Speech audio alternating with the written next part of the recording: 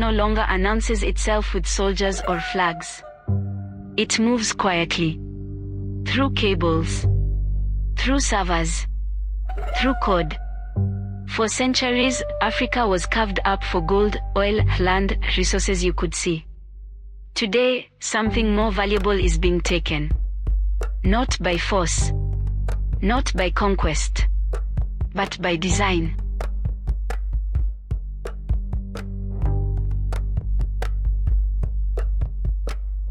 Every time a phone unlocks in Africa. Every time money moves without cash.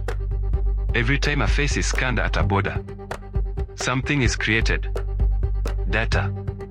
Data is the raw material of the modern world. It trains artificial intelligence.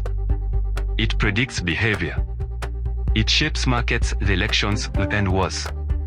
And Africa is producing it faster than almost anywhere on Earth. A young population.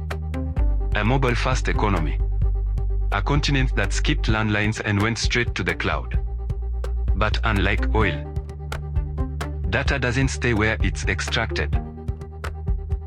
More than 95% of Africa's internet traffic moves through fiber optic cables beneath the ocean floor. These cables are the arteries of the digital age. They land on African soil. But they don't always answer to African power.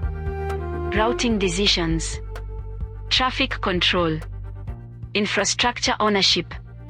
Because here is the uncomfortable truth. If you don't control the cables, you don't control the conversation. We are told data lives in the cloud. But clouds have addresses. Africa's data often lives in data centers governed by laws written elsewhere. Different courts. Different surveillance rules. Different priorities. Government records. Financial transactions. Health data. All stored beyond the reach of the people who generated them. So even when Africa produces the resource, someone else owns the refinery. This isn't aid. It's digital dependency.